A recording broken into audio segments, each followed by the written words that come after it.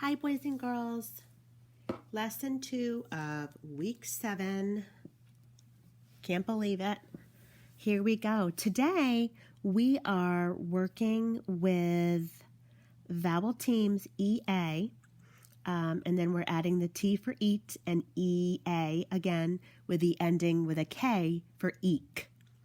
So today, we're going to show you how when you put a letter at the beginning, it changes the word. So we have EA, which is a vowel team. The first one does the talking, the second one does the walking. B and eat is beat. Sorry, I'm a lefty, so it's hard for me to write across. Beat, as in to beat an egg into the brownie mix. Beat an egg, which means to kind of stir really quickly.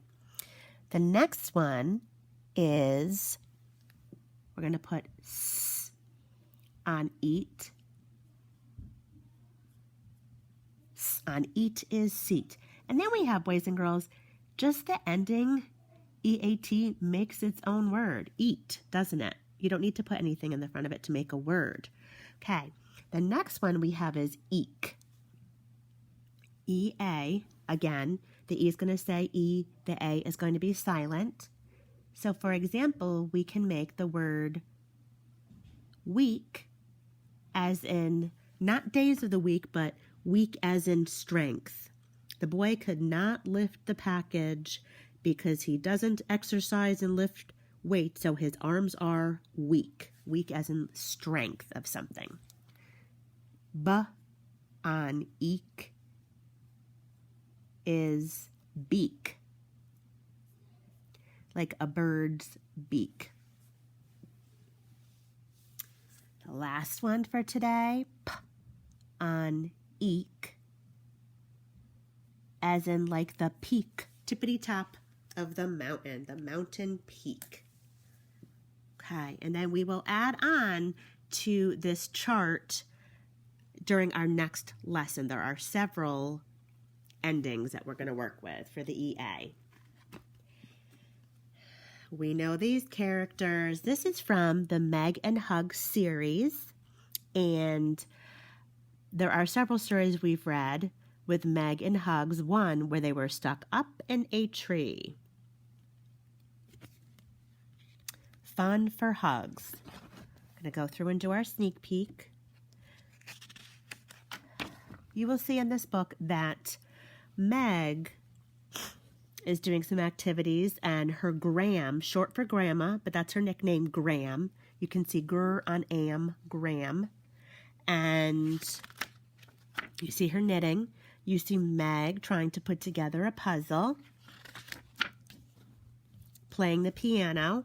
You see the word you see am again, but this time there's a PS at the end. Gram, Gramps, Gramps. That's what she calls her grandfather, or grandpa for short, Gramps. He's reading the paper and the cat is getting into everything. Cats like to play. They're very lively, many cats. They're trying to think of different ways to entertain Hugs so that they can all get some of the things and projects done that they wanted to do without her getting into them as well and ruining all of them. And you'll see what Meg does to entertain and keep that frisky Hugs busy. Fun for Hugs.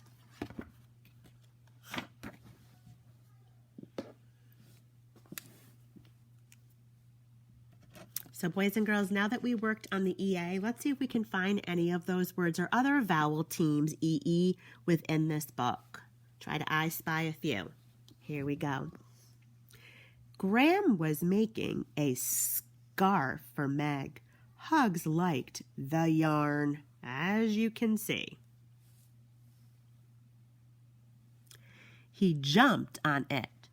Then he rolled over and over. Hugs was having fun.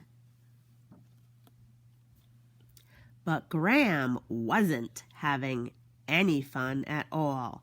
"Stop it, Hugs," said Graham. "Go and see what Meg is doing." So that was getting on her nerves. And Hugs, of course, is having a great old time. Megs was working on a puzzle. So Hugs worked on the puzzle, not in the way Meg wanted. He jumped on it, then he pushed some puzzle pieces. That's a tricky word. You're just going to have to use what maybe you might have to read past that, and watched them fall to the floor. So that's one of these word pieces that's not going to make sense for a pattern that we know, boys and girls. So you may have to just skip it, read the rest of it, look at the illustration, try to think of what would make sense. "Hugs, stop," said Meg. "I can't make this puzzle with you on top of it." But Hugs was having too much fun to stop.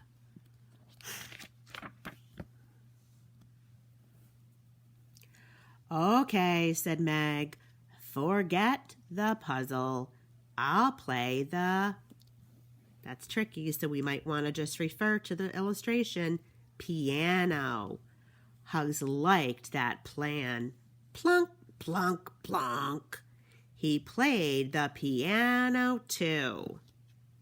What a little stinker, huh, boys and girls? "Hugs, no," Meg said. "Get off the piano. Go and see Gramps."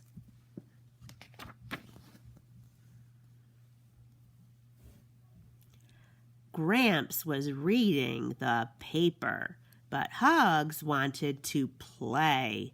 Every time Gramps turned a page, Hugs jumped on it.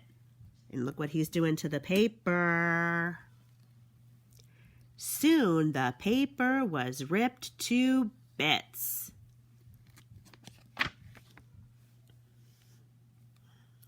"Hugs needs something to do," said Meg. "It's raining, so he can't play outside." "Well, we have to do something," said Graham. "Yes, just look at this paper," said Gramps.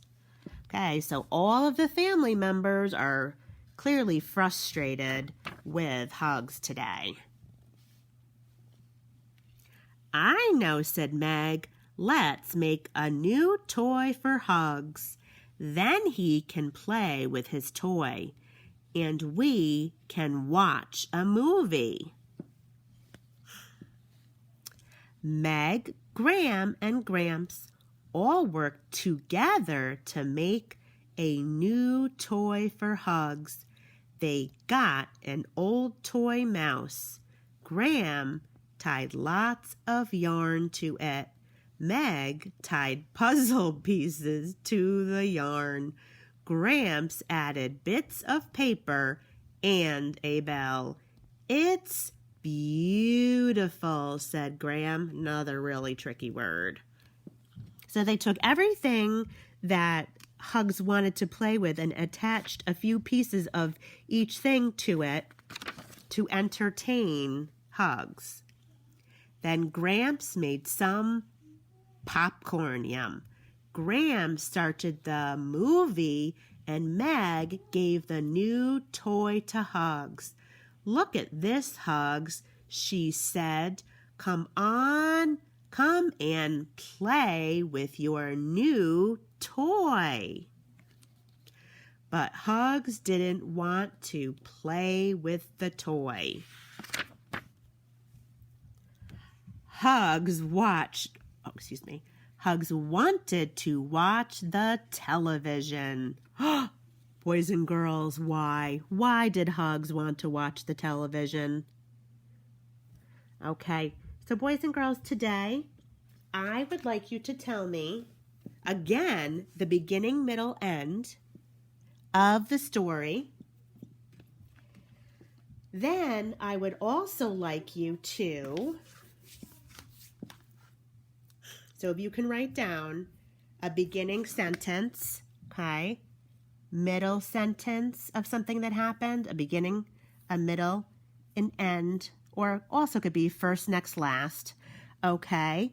And then I want you to make a text to self connection. Think about a time that you can write it down. You can just write notes. It doesn't have to be a full sentence. Think about a time where you had a problem and you had to think really hard to solve a problem. So, for example, this problem was with Hugs, and the trouble Hugs was getting into as each of the members in the family, Gramps, Gramps, and the little girl Meg, wanted to get some things done, and Hugs just wouldn't let it happen. Think about a time, maybe not necessarily with an animal, a time that you had to be a problem solver. Okay, boys and girls, report back to Mrs. Bean. Can't wait to hear.